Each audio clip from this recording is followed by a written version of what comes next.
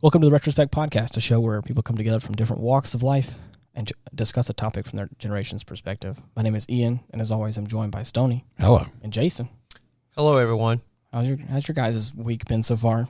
Well, for such a short week, it sure is a long week. Yeah, I've had a good week so far. That's good.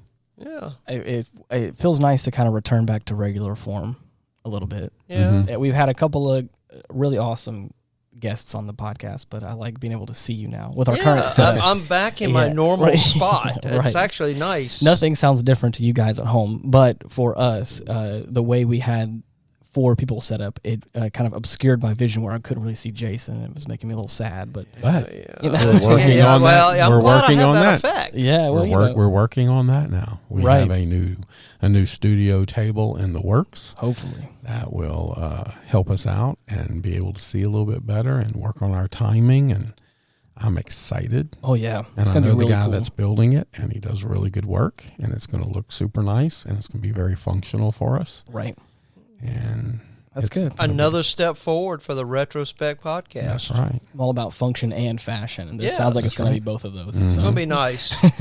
Give us a little bit more room. All right, so this week I feel like we've kind of been having this one cooking for This a minute. one's been cooking for a little bit. Just and for a little bit. I like to go back to one of our first episodes. Go ahead. Before you go there, what I will say is that this one has been cooking for a second because it spurred from a conversation, almost an episode-length conversation that I didn't record. and Well, you know what? And you're right. But that's one of the fun things I like about the pre and post shows is we get a lot done. We talk about stuff and we get inspired. But it was the aliens one we talked about. And then in that one that you didn't, we talked about there's a book we're all reading. And I spoke to X-Man, and he's reading, and he wants possibly be a guest host one time on his own podcast. Love and, it. But it came up. You started researching something. We're going to do the Chariots of the Gods episode.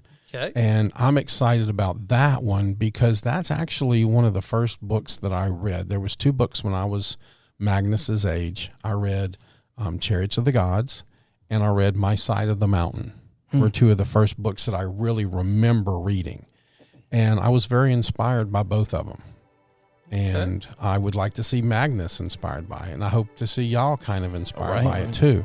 But when you started researching Chariots of the Gods, you found this great philosophy about the great filter. And that's what this episode is on today, is the great filter. And it's very interesting because we've talked about ancient civilizations and ancient aliens. And are we alone? Where is everybody?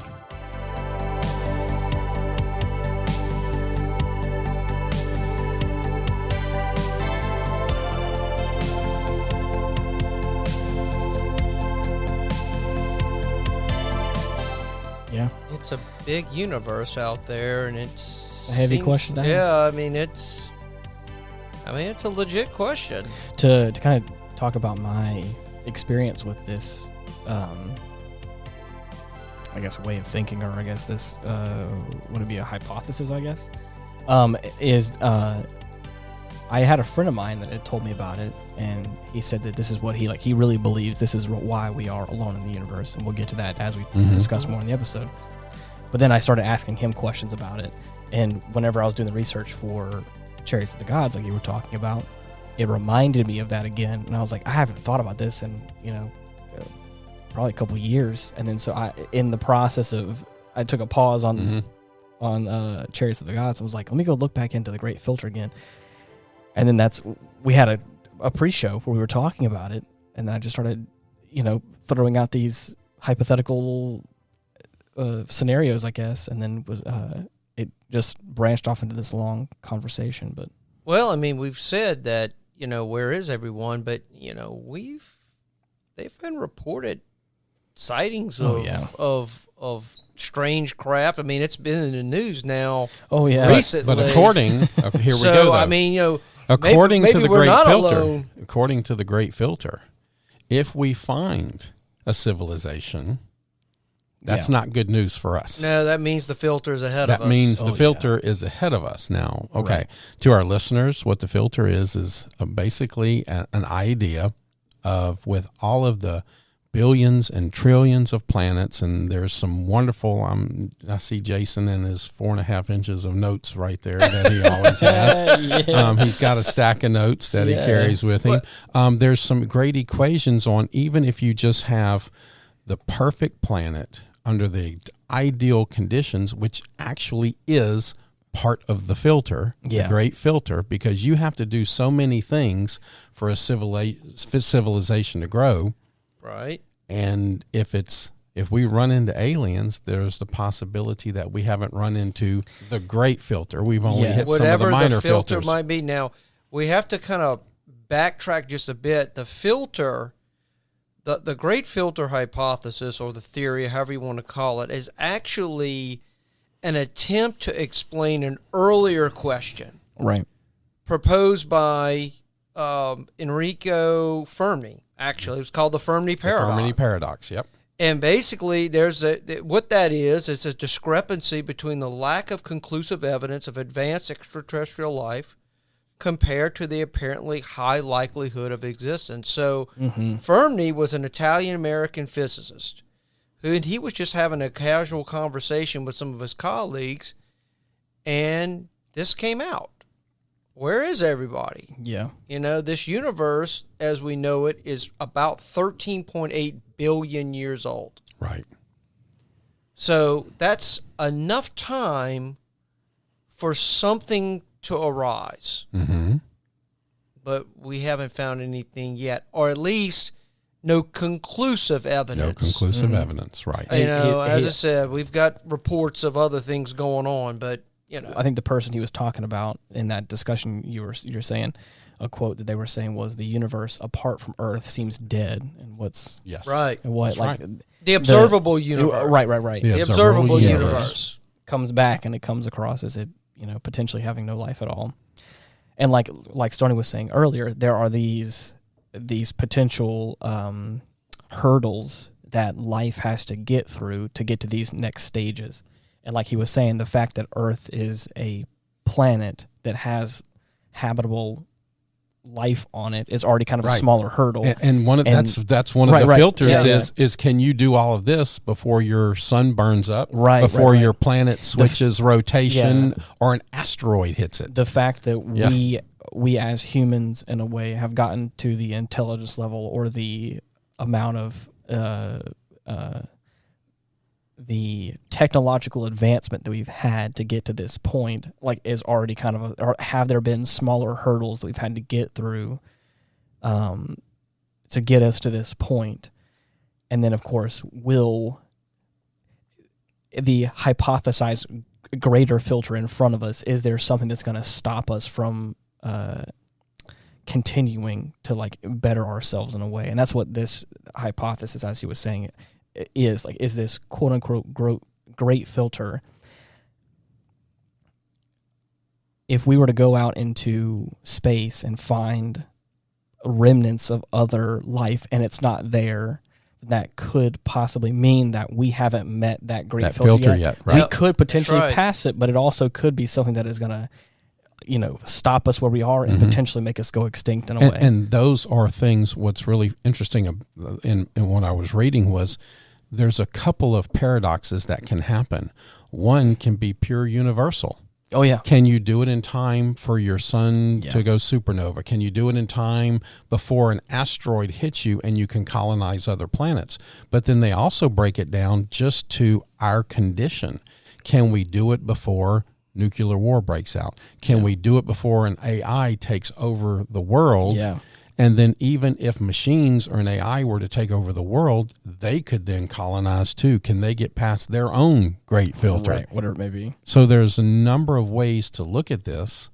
I'm more fascinated kind of in the bigger scope, the bigger picture, because I hate the fact that mankind can be our own filter. Right. Can we get past our own misgivings and our own distrust? And because, once you start trying to colonize, then there's going to be combat and there's going to be competition. Well, you're competing. The nature of life is you're going to be competing with resources, right? Because resources are finite, right? So they may view you as competition and try to get rid of you, right? Of course. in some of the videos that I had watched, they said that if this supposed great filter that we're talking about is behind us, meaning that if other life can't cross this hurdle because they don't have the power to, but we did as human civilization, if it's behind us, that could be like one of two things. Like we could have this limitless possibility in front of us where like it just is the limitations of our own self. Our own self. Yeah, right. To keep going, and can we not blow ourselves up? Right. Yeah. Or is there some secondary gap that we haven't got to? There may be smaller hurdles. Is there multiple kind of greater filters? And that's what they were saying about it being in front of us is kind of more terrifying, because that means that we could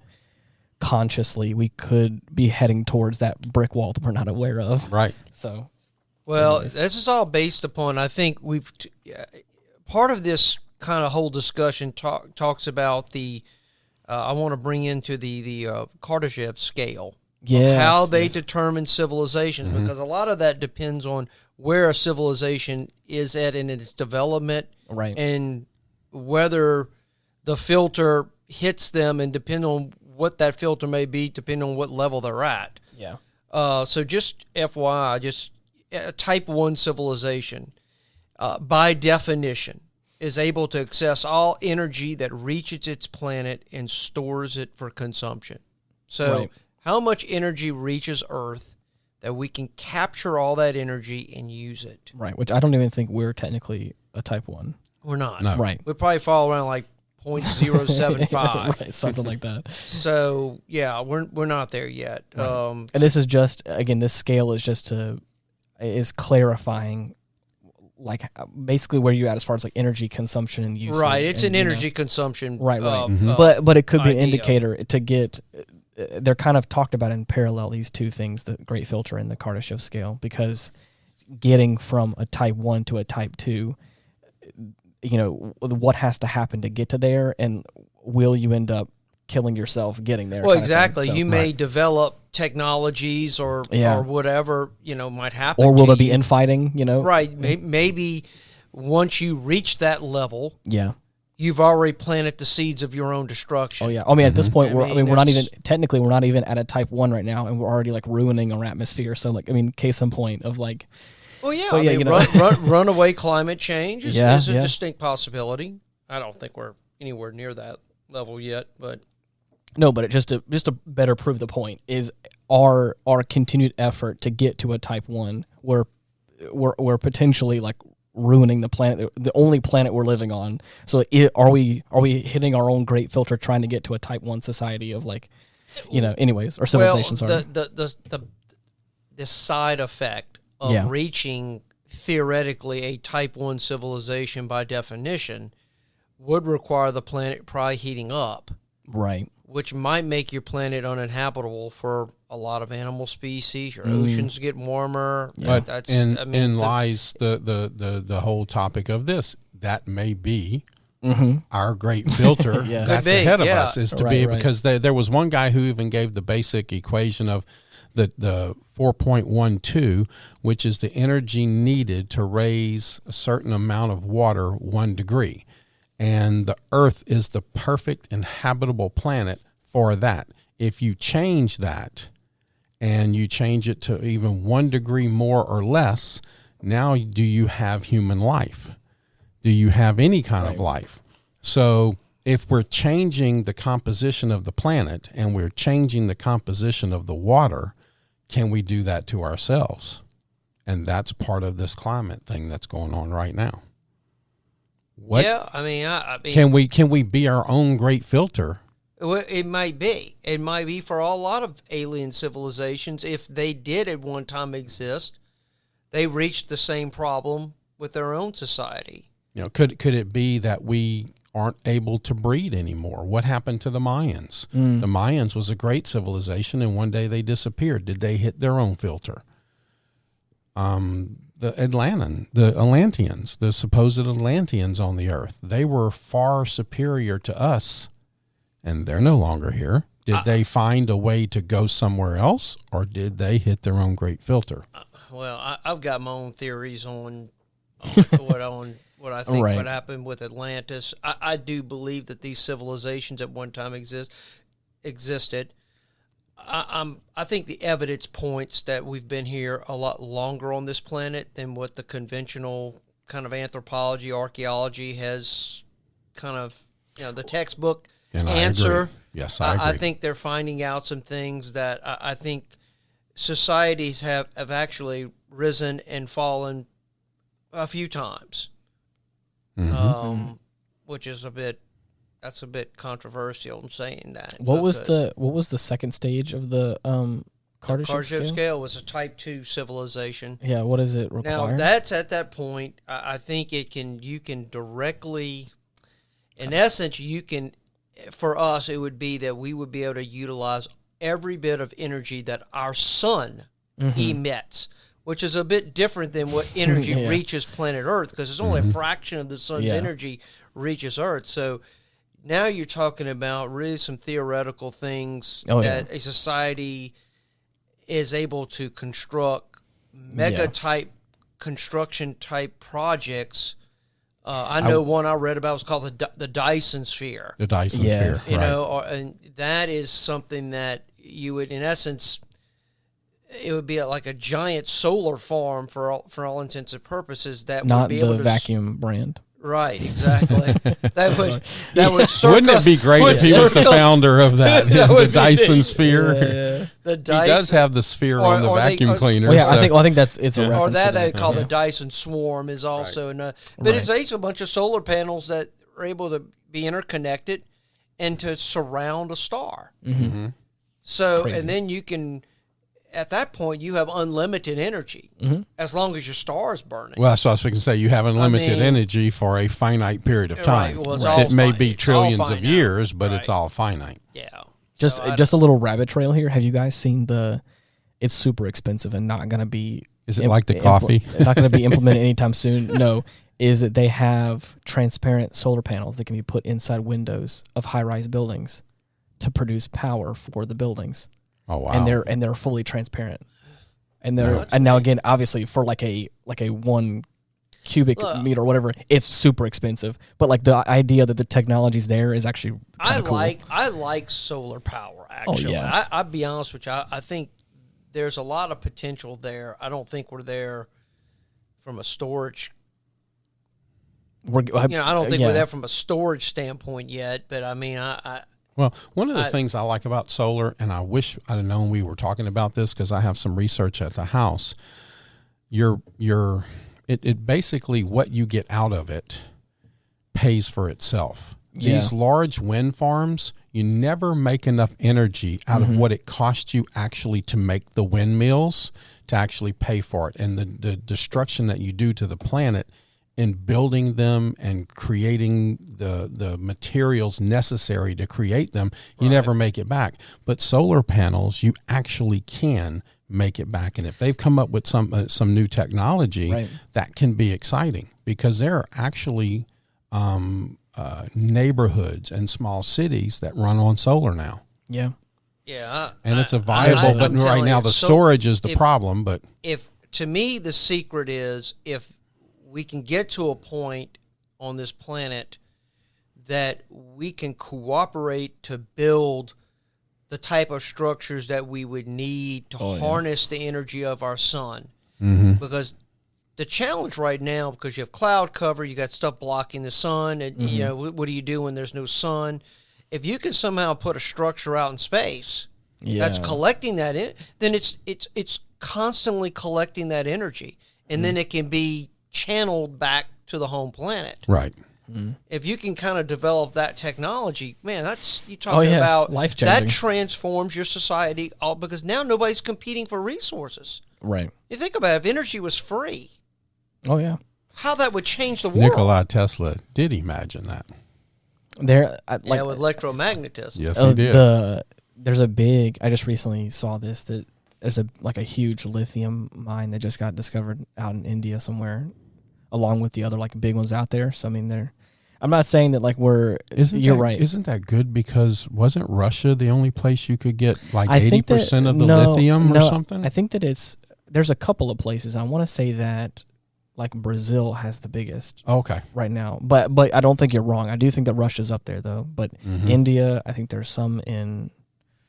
I want to say China. I could be wrong, but anyways, like supposedly there's another big deposit of it. And from what I've been told, and I could be wrong though, but I think lithium batteries can actually be recycled into like new ones. So there's no real need to worry about. I know that. Yeah. So do y'all believe that there's life out in the universe? I do. I mean, not to say that you think it's possible. Do you believe that there is life out there? I do. Yeah, it's a good clarifying question there. Exactly, because you could say, well, but the laws of probability say, yes, there should be life. But that's different than do I saying believe there it's is like life. us? Do I believe it's as advanced as us? Do I believe it's more advanced than us? I don't know those answers, but I do believe that there is some form of life out there. That's how this whole conversation got started. Whenever we were originally talking about this, like not even recording it, was that we were talking about, is there life out there? And I started hypothesizing this conversation that we were talking about the idea that the Great Filter is a thing, and the reason why we haven't talked to anybody or heard anything, because the likelihood should be that we have heard from somebody intelligent, and the fact that we haven't is kind of scary. To answer the question, though, I kind of am in the same camp as Stoney in some way. I think there's probably another Earth-like planet out there that has some sort of,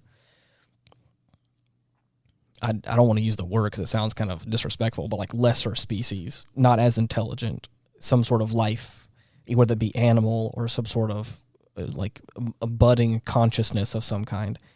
I believe there may be, again, hypothetically, there could be somebody out there that is on our level. I have a hard time believing that there's anybody that is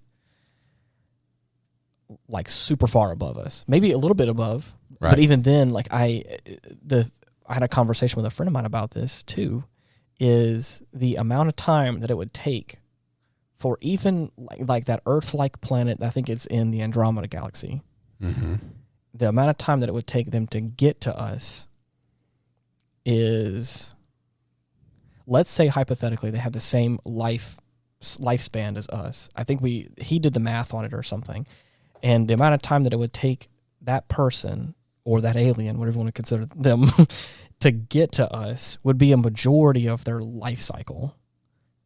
If they live longer than us, that's fine. You talking about because of the distances? Yeah, it's like so if we go unless they've mastered faster sort of, than light travel. Well, that's what I'm saying. But or wormholes. Let's say hypothetically you can just travel the speed of light. It's going to take you a majority of your life. You'd have to go faster than light. Well, that's what I'm saying. But so at that point, what he was hypothesizing, talking about was, let's say that that society of people out in that Earth-like planet in Andromeda can look at us and go, oh, look, there's conscious, intelligent life over there. But the amount of time it's going to take us to get there is so long, it's like wasting my life to get there. I'm just not going to worry about them. And at that point, it's like, what if we were in that same position of like, we could look out there and go, look, we're getting some sort of contact from intelligent life out there. But at the same time, like there's no way that we can ever get to them or ever even hope to within our lifespan. So I'm just not going to worry about it. I would like to interject here. Chile has the largest. Chile, I was wrong. Chile? No, it wasn't a right or wrong thing because I didn't see that one coming either. I thought it was. But Australia has the second most. Okay. So that's interesting right there. Like I was saying, that could be great for the future. I know that batteries have been getting better and better as but the that's years also go on. storage is the biggest hurdle that we have to come over with solar power and things like that. Is just to be able to store the energy, and if they're reaching new bounds from on that'll help. From like a societal governmental way, obviously the ability to to capture and hold energy like that is not where it should be. But on like a more consumer level, I don't want to talk about it too much, but like the ideas of like Tesla and stuff that like and other electric cars, their battery capacity has been getting like exponentially better almost each year is what it feels like. So, well, just to let our audience know about that would want to do further research on this topic, because there's a lot of information out there on here. A lot of. But the Great Filter Theory was actually proposed by Robert Dale Hansen in 1996. as a possible solution to the Fermi Paradox. Mm-hmm. And he's actually a professor of economics at George Mason University, and he's a research associate at the Future of Humanity Institute of Oxford University. Wow. So he's an economist. Mm-hmm. So he's really more of a probability guy. Right. So he was the first guy to bring this up, and he actually was proposing an online essay called "The Great Filter." Are we almost past it? So, or is it about to hit us in the face really hard? Yeah, I mean, so it's well, I think the biggest thing you got to think about, like, according to scientists, it basically we have 10 billion Earth-like planets in the Milky Way galaxy. The Milky Way alone. That's right. That's just the Milky Way. We're not, and 22% of that 10 billion are basically like Earth. Right. So if the laws that made life possible here, Yeah. and if they're the same, then life should develop on those planets also. That's what I was saying. Like, I wouldn't be So surprised. the question is you know, why haven't we seen anything? Now, we say that there are reports of UFOs and crafts seeming to move at right. defying the laws of gravity and doing things that supposedly we can't do. Maybe we can do it. I'm just of the they're not saying mindset. it. I'm of the mindset that personally, and this is, I know this is, gosh, this is a very sensitive subject because of the type of person that I am. I feel like anything can happen. We live in a world where you'd be surprised the amount of shit that happens.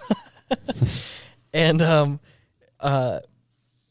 I'm not going to say that I don't believe a lot of that kind of stuff, but right now I haven't really seen anything personally, or I haven't seen anything that has like substantially shaken me to my core in a way that I've been like, I believe that there are advanced civilizations out there. That's just a personal belief. I'm not going to say that no one else can't believe what they want to believe, or they have not seen what they have seen. Just from my own personal experience. If and when I'm to see some concrete stuff, or am I to experience something that is really going to open my eyes, What about the crash in Roswell, New Mexico? I have heard. And you've got people who said Right. saw alien bodies. Right. Again, that's what I'm saying. how do you reconcile that? I've done some research on it, but I also don't. I have no real substantial evidence for myself. I never seen anything. I didn't see anything fall out of the sky. I never saw any aliens. So for me, it's like, again, I'm not going to say you're wrong, because to be honest, again, anything could happen. There very well could be Area 51 full of aliens, and I could be just as naive as the rest of them, and that's okay. I'm living my life this way. And again, like, if I am to like see some really concrete evidence where I'm like right now, I just feel like we're also in a time too where it's so scary, because it feels like it's so easy to falsify everything. It's so easy to make, like, I watched a video of like some hypothetical like airplane getting snatched up, and I was like, I live in a world now where Joe Schmo down the road can open After Effects and can like create this image that is not real. Because again, the world that I live in, like I'm a musician in ways. I'm also a filmmaker in a lot of ways. Movie magic is a language that I have spoken for a long time, of like, you can really fix a lot in post. And like, it's hard for me sometimes to like really look at some of that stuff and like, my, what would you call that? I guess like pessimistic side, and to put that aside and go like, this is probably real. I'm like, I need some more concrete evidence. Cynical side. Cynical. I'm probably a little bit cynical when it comes to that, and I apologize. But again, I like your thoughts on that. Right. And one of the things I really like about the Retrospect podcast is the intellectual value that we can bring to each other and other people. Right. And this researching for this, I thought it was such a fantastic thought process and idea that you suggested to us. And I did considerable research on this, watching videos, reading some books, reading some stuff. But it kind of made me take pause a little bit, And looking into myself and looking into the billions and trillions of planets out there that possibly don't have life like us, how precious is our life? Right. Well, that's what I'm saying. How rare, if you're talking about a couple of billion planets like Earth in the Milky Way alone, and we can't see any evidence of life, right, or hear any evidence of life, or be able to, receive some signal of life out there, how precious are we? Right. If you really think about it, how precious are we that we met the small filters? We may have the big, great filter about to smack us in the face. But if we were to recognize that in each other and go toward this filter that's coming toward us instead of fighting and bickering, and if we could remove the human equation out of it, what could we really do? Could we go through that filter? Could we make it through it? Right. Well, there actually is some counterpoints to the great filter, and there is another hypothesis out there that kind of addresses the idea that we may be alone. Mm-hmm. That it's called the rare earth hypothesis. Okay. And it basically stipulates that the absolute perfect conditions, luck, whatever you want to call it, showed up here on planet Earth. And then that goes into what I'm saying. Exactly. How rare are we? Exactly. How precious are we? We may be alone, which means the universe that we will limit only ourselves of what the human race can be.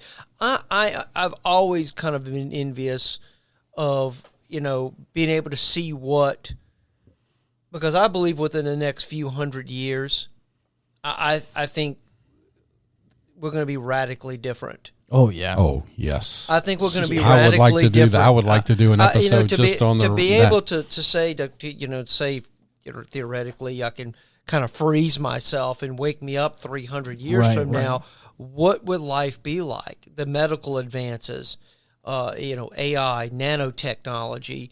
I personally think by that time, we will have been able to colonize the moon at a minimum. Yeah. Mars, I think the technology would be there. Well, I think by then energy management will be radically different than what we're doing right now. We have to overcome our tribalistic natures on Earth. And I think it's going to require something's going to happen that I think fundamentally changes that. I mean, most kind of science fiction movies, Star Trek, I believe, touched on this. It's what they made the jump.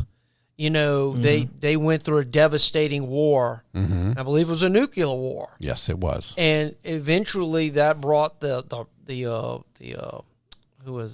The Vulcans. Well, what happened in that was when they reached warp speed for the first time. Their technology. Somebody noticed them and brought them down. So, I just, that would just be, just be awesome to be able to see mankind starting to colonize their own solar system. Yeah. Mm-hmm. And but that's actually one of the steps of the asteroids. great filter is to be able to colonize. That's one of your first steps. You got to get past this one or you don't get to continue to grow. Don't pass go. What do you think our filter, if the filter is ahead of us, what is the most probable filter? Asteroid. For me, you're probably right. I think because if you look at the moon, if you look at Mars, even if you look at the planet Earth, how many times has it been hit? The dinosaurs ceased when a meteor hit. How long till it happens to us? And we even did an episode, and I loved your title for that one, The Final Frontier. Yeah. It's coming. Can we make it? Can we colonize something else before that happens? For me, I think it's an asteroid. I think if we're talking about like dying by our own hands instead of like external sources, if there is no if there's no external sources that inhibit us from continuing, or we're able to get past a lot of those, I think that we are very tribalistic, like you're talking about, and also very greedy. Well, we compete for resources. Well, that's what I'm saying. Is I think that if there are other civilizations that have gotten to this point and they haven't had a chance to get past that, I think it's because they end up killing themselves off in some way by means of like ruining their atmosphere, sucking their planet dry of resources. If we don't factor in like external consequences, like like an asteroid ruining their entire civilization, I really think that like right now we're at a point where like there's a lot of plastic in our ocean. The climate's not that great right now, or it's kind of acting all wonky, and it's like, and we're not like really all coming together to like help make that problem also like giving it a solution, it feels like. And I feel like if we just kind of keep perpetuating that, where it's like you do your thing, I do my thing, but we're both not doing anything to help the planet that we're living on, it feels like that's just a surefire way that we're just we're going on a downward path. It feels like maybe we're going up, but it feels like the past 50 years have been like, we're just going to keep going in this trajectory and just keep putting all our chips in that basket. And then we have to find a way of uniting humankind into a single endeavor. Right. And that's going to take, I think, a perfection of energy collection where energy becomes free and everybody has it. Because at that point, you're not really competing for resources anymore. At all. Now, how that would work, knowing how our society works now, you'd almost have to get rid of the concept of money. Oh, yeah. You really would. You would have to really get rid of the concept of money. But there's a couple other things, too, that come into play. When we talk about the rare earth theory and things like that, there's a couple of things that, if they changed, we aren't here. And some of those just happen through time and evolution. What if there's no bees? Oh, yeah. What if we kill all the bees? Well, we cease to exist. If the bees would not have evolved the way they had and become very symbiotic with life and fertilization, you can't farm, you can't do the things that you need to do, then we're not here. There's so many external things that could happen that fall into this great filter thing that if we're not careful, if we're not doing what we need to, if we're not motivated, like you said, as one species, instead of being so tribalistic, instead of so fighting for resources, instead of just this inner bickering and fighting and hatred, right? That's our own filter. And I choose asteroid because I want to believe more in the human race, but I just have such a hard time believing that we can get past our own filter, let alone some of the big ones that are coming. Every so many 15, 20,000 years, the Earth stops rotating and goes another way, and the poles change. All right? That would be a bad day to be on planet Earth when that happens. Well, if the Earth stops spinning in one direction and decides to spin in the other, that means everything moves at 1,000 miles an hour. The heat, the air temperature goes to 1,500 degrees. Everything's done. It just, for me, like it feels, besides all that, again, going back to, like right now, I think we're also kind of at an unprecedented time with like hurricanes in our area. And we have like some good years, some bad years, but like it feels like it just keeps getting worse as years go on. Like earthquakes and stuff like that, temperature change, all that kind of stuff. There's all these like really important things where it just feels like the earth in a way is this is the most hippie thing you'll ever hear me say. It feels like the earth's crying out, and it's like telling us like, yo guys, like I need you guys to chill out, is what it feels like. And I'm not saying I have any way of fixing that at all, but it just feels like you're saying, if we could all unify together and go, let's put all these other discrepancies we have aside, or we can still fight over these things, but at the end of the day, we need to like, if we can all come together and come up with some sort of like morals of war, or what is it called? Like the Geneva Convention. If we can come together and say like these are the do's and don'ts of how we fight each other, I feel like we should come up with like a greater idea of like these are the do's and don'ts of what we all need to do. I don't care what race you are, I don't care what belief you have, I don't care what community you're a part of. We're all human beings and we all have to live here. And the way we're doing things right now is really causing this thing to kind of go up in flames, literally. And so it's like I feel like if we can have that kind of talk. Where we're gonna like we can't do these things in war. I feel like we should have that talk of as well of like we shouldn't do these things. But here's the problem: even though we have the Geneva Convention, people still do those things in war. You're right, but and that's the part of the problem. You can all agree in theory to do something, but actually getting people to follow through with it's the next thing. You're right, but I think I think it is I understand that there can be exceptions to the rule, but it's still the rule, though. Sure. I think that's the big thing. I think right now there is no rule. It just feels like the Wild West out here. Whereas because everybody's trying to live, everybody's trying to exist, and the only way is to get resources, and that's what I'm saying. Until we can find a way where energy is free and super abundant, right? That's the only thing that's really going to change the paradigm. It's just nothing's going to, as long as there's limits to these things, and money people are going to fight over that, and it's just it's human nature, right? So you'd have to change the paradigm on that. So you talk about asteroids. I to me, from a probability standpoint, actually supervolcanoes are more of a threat to humanity. They just had the than an asteroid. They just had in Turkey that 9 point something one. And they said that was one of the strongest earthquakes we've ever had because a greater than a 12-point earthquake could potentially rip the earth in half. Jeez. Well, you're talking about an asteroid. I mean, when the Chicxulub asteroid hit, that had the equivalent, I believe I was reading some deals, like 100 million megatons of TNT, which is unbelievable. I can't even I quantify think they said that. that's a billion Hiroshima bombs going off at one time. I mean, I can't even imagine something like that. Neither could the dinosaurs. Yeah, I mean, they said it produced an earthquake over 12 when it hit in the general area that where it made impact. So, I mean, but as far as frequency, supervolcano is more of a threat than an asteroid is, because I think an asteroid capable of doing what Chicxulub did comes around about every 100 million years. They say an asteroid that can destroy a city maybe hits the Earth once every 300,000 years. But that's crazy. Last big supervolcano was about 75,000 years ago. Right. Mount Toba.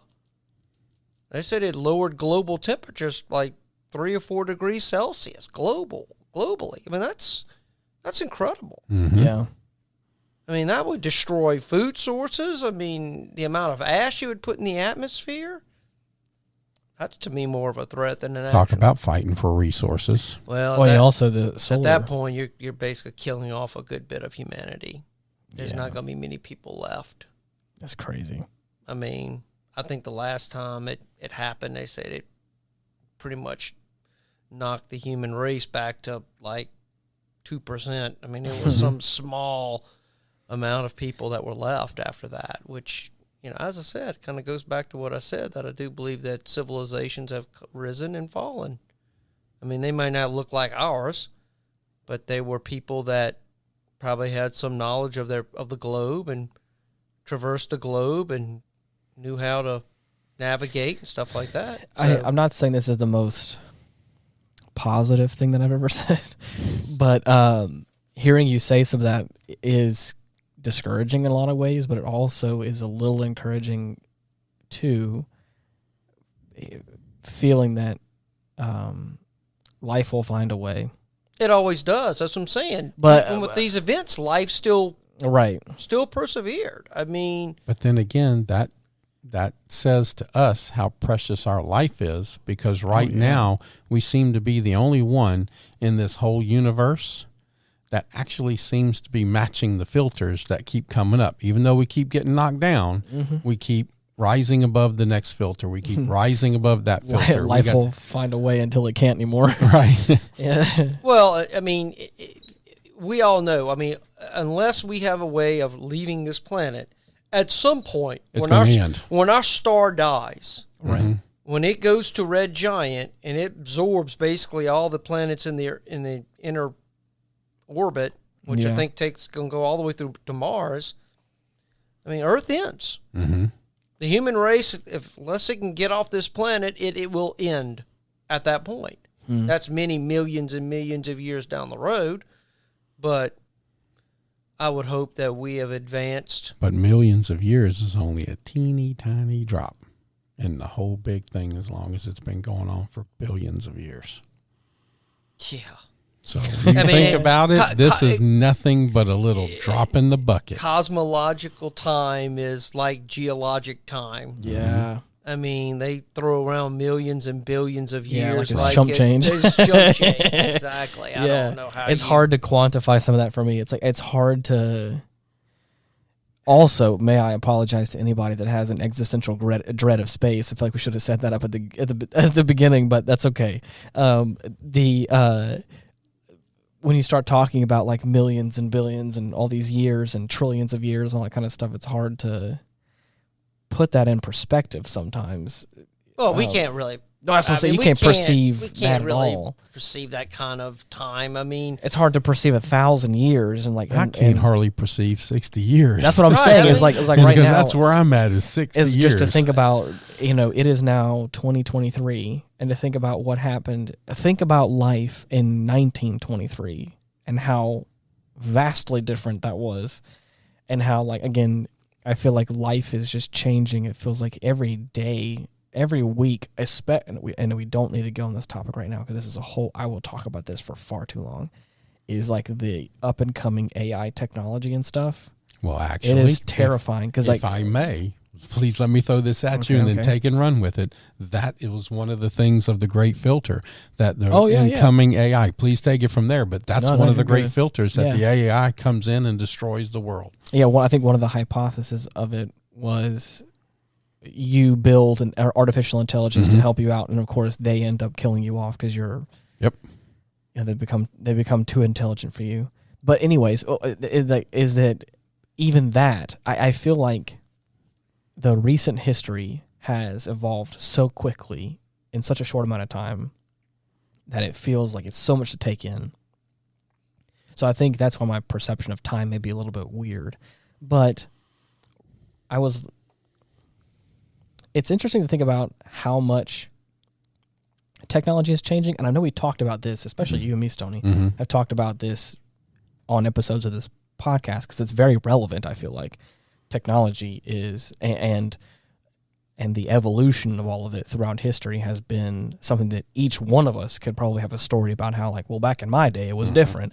Back in my day, I carried around cassette tapes and CD players, and that is there are people that I know now that never had that. And it's like each stopgap, there are all these, I'm trying to use different verbiage because we're talking about the great filter, but there are these, I think there's a term for it and I can't remember the name.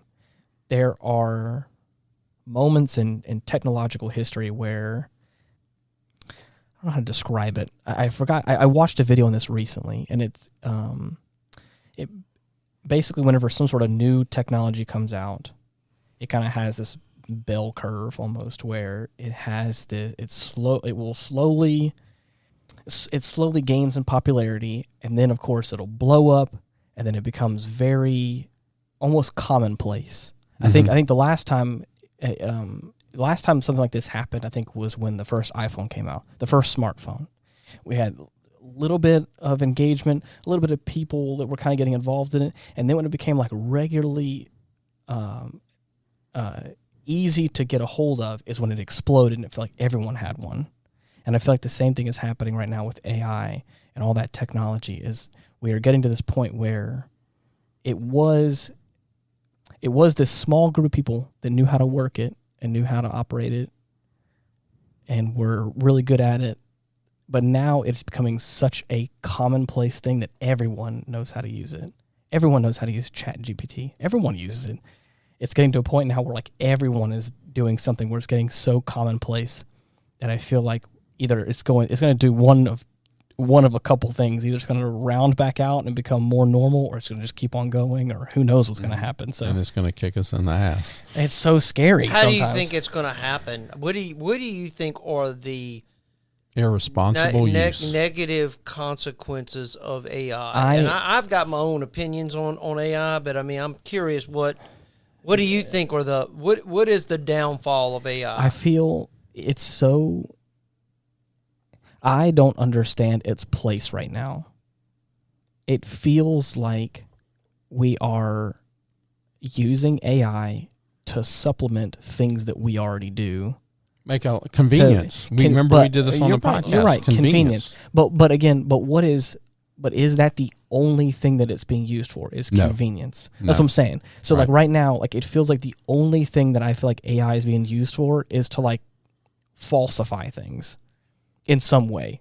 Personally speaking, okay, I just recently. What do you mean falsify? Oh, is like so right now you have Chat GPT is like writing college papers for kids.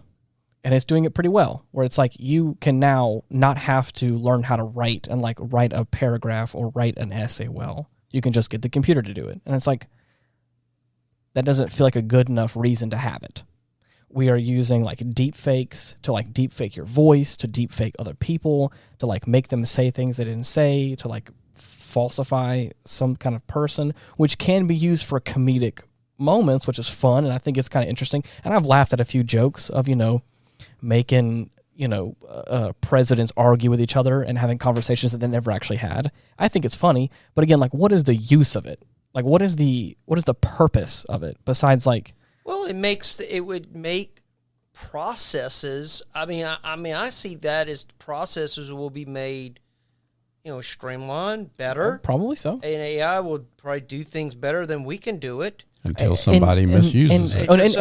And you're right. I think it probably can be used to streamline certain things, but I feel like I'm not understanding the purpose of it on a grander scale here. Well, like right now, Chat GPT and other AI text-based AIs are being used in like search engines to help like make it more conversational, to make it more convenient in a way. But it's like I'm not fully understanding the importance here. So you're more kind of focusing on kind of the misuse. Of what AI gives us. Right. So this is what I was saying about. We can continue. I'm not trying to stop you, but this is what I'm saying. It's like once we start talking about all this stuff, it's like it can get into a whole long conversation in and of itself, because it's like it is a big. For me, it feels like it's a big thing. We're getting to that point in the bell curve where it is commonplace. Where like I was saying earlier, everyone can use it. I agree, yeah. Everyone's talking about it. I had a friend of mine who went to the hairdresser or his barber, and he was like, I was talking with him, and he was like, I was trying to send out a business email, and I couldn't be bothered to write it, and so I just went on to Chat GPT, and he wrote one for me, and I was really impressed with it, and I sent it off, and it was a business email, and I was like, and that there's nothing. I don't feel like there's probably anything morally wrong with that, but I'm having a hard time understanding. But what is it felt like a novelty at first. Mm-hmm. Like, let's go ahead and type this little thing in, and an AI can generate an image. Now it's a drug right. now. It's a dopamine hit. AI can generate a picture of something, which is kind of fun and kind of quirky to be able to type in words and then a beautiful generated picture. That's what it felt like at first. Now we're getting to a point now where it's like it's part of everyday life. And for what? Like, why? Because it makes things easier. But that's what I'm saying. Exactly, it's because we've gotten more lazy. Or I should say lazier. And I'm not. My bad English there. And I'm not trying to say that I'm above AI, but it just feels like we're really pushing this boundary of like getting in close. We're really bettering AI, which I'm like not fully understanding why we need AI. Like, yes, mm-hmm. I can understand it can probably help make things easier, more convenient. It probably, I'm not saying that it doesn't have some sort of benefit. I think it does in science in some way, or in computing. I'm pretty sure there is some benefit. But for the common person right now, I'm like, why do I need AI? Right now, and this is what's kind of terrifying to me because I'm an artist, and I thought I would never get to this point in my life. There was a point in time where you can type into an AI and generate music, and it is all generated. It's not, right now it's not good. It's kind of bad, but like because it's in the early stages. Exactly. But just know that it is getting better as everyone keeps using it. And at that point, it's like there's ways that you can make an entire AI generated video. You can make, hypothetically, within the next few years, I wouldn't be surprised if you see an entirely AI generated movie, feature length film with all music, all pictures and videos, voices, everything is all simulated in AI. I wouldn't be surprised if in the next few years you see that, because right now it's very possible. And for me right now, I'm like, I don't see the purpose in that. For like, it's fun, it's quirky, it's like, whoa, look at this. But I'm like, it feels like for me as a person that has like lived his life creating things and making art in a way, it's like, it kind of, I guess the reason why I'm asking this question is that I'm getting so heated is because it feels so personal now, instead of it being like, instead of it being like kind of a distant thing, it feels like it's more on my front lawn, So that's probably why I'm so heated about it. But it's like, I don't know. So Ian's great filter is right there, AI, Oh, and he's just waiting for it to pounce. Well, I a natural consequence, though, to me, I think you're really worried about how AI will be maybe taking away from human creativity. Right. To me, where the dangers of AI come and the social consequences is when AI reaches sentience. Yeah. And consciousness, and however we define that term.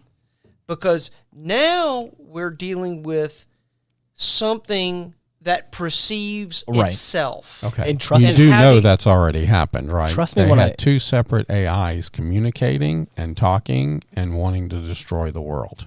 Right now, I'm not saying that hasn't been a question that I've asked. I was just trying to ask like an earlier question. I feel like I have many questions to ask, and that is definitely one of them. Is like, what are we going to do whenever it becomes that point? Because that's also terrifying. I see AI. I do. I see our trajectory regarding that. That technology is going to advance and advance and advance further. Yeah. Where I think, and there's going to be consequences when most jobs are going to be handled by AI, and then what do you do with all these people that have no jobs now to do because the computers are doing them all. And that's what I'm saying is like, and this feels like the most get off my lawn old man thing I've ever said as well.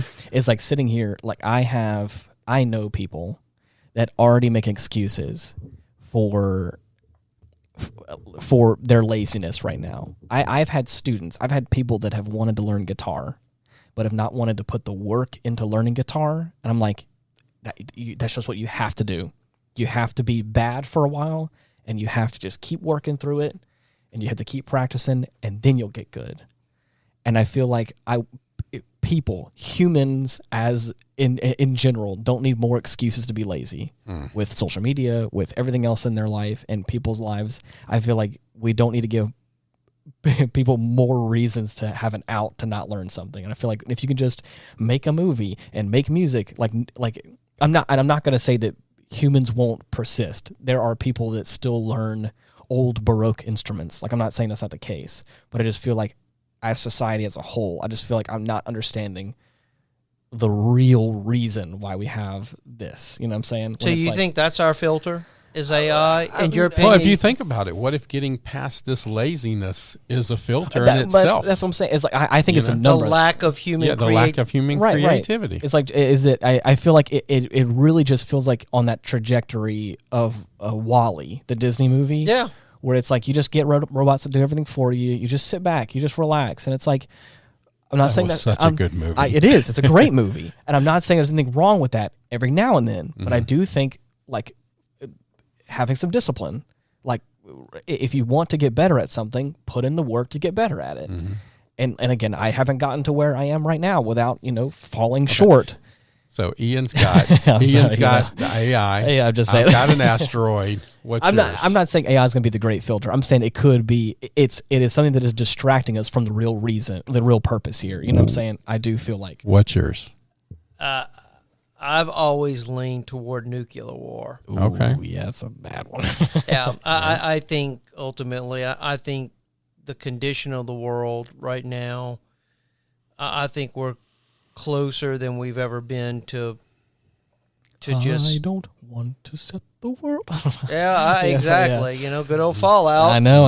That makes You a know, good I reference. think we're kind of, we're skirting close. I mean, with this war in Ukraine, and you know, now they're worried about the Chinese supplying the Russians, and now that's going to start getting ugly if that happens. And you know, I think some of the world thinks America's kind of weak right now. I mean, this balloon disaster that just happened, kind of. I think people are kind of looking like, what's going on with that? But I've always said, and I hate being negative and just kind of dreary and depressing, but I've always felt that I would see a limited nuclear war in my lifetime.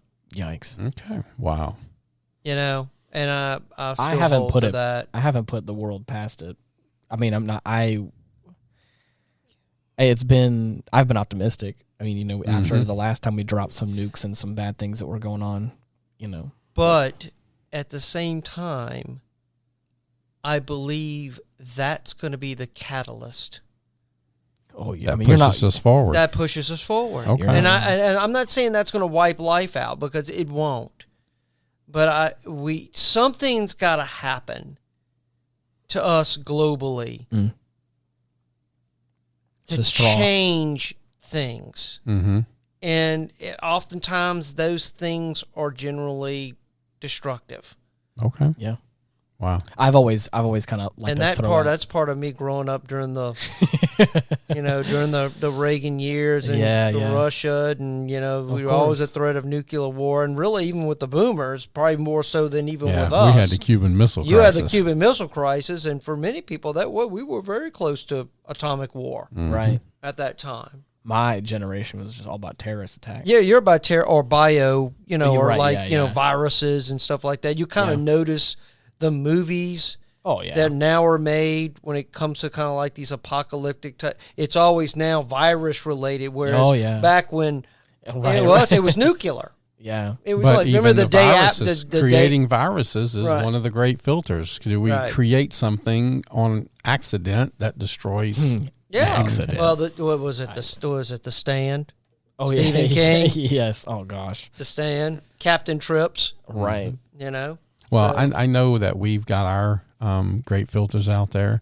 I like to get our emails and our texts and our responses on Facebook. Let us know what your great filter is. What do you think is going to happen? I'd love to hear comments from our audience of what they think on this topic. If there's one thing we could ask you to do, is to go into facebook.com/retrospect pod and to reach out to us that way. That is the easiest way for us to see what you have to say and to respond, and it's also just great to get some topic ideas. I don't know, it's really great hearing from everyone. And it's also great to see that our listenership is growing to other parts of the world. Yes, isn't that that's insane? exciting. It is exciting. It's very exciting. It's hard to imagine. We've really come a long and way. Milwaukee is still holding its I love own. You guys. Yes, thank you, Milwaukee. I love your drills and tools. Yeah. I'm kidding. To those that are listening in Milwaukee, share the podcast. Yeah. If you like us, because you're listening. Yeah. I still like to think that I know there's probably a group of people out there. I like to think there's just one guy in Milwaukee who's just a super fan. Anyway, I'm just kidding. But anyways, there are other ways that you can get in contact with us, or you can find us. Retrospect Pod is kind of our tagline that you can find us on most places. But anyways, until next week, thank you so much for listening. Bye-bye. Good night, everyone. God bless. You're the best. Peace.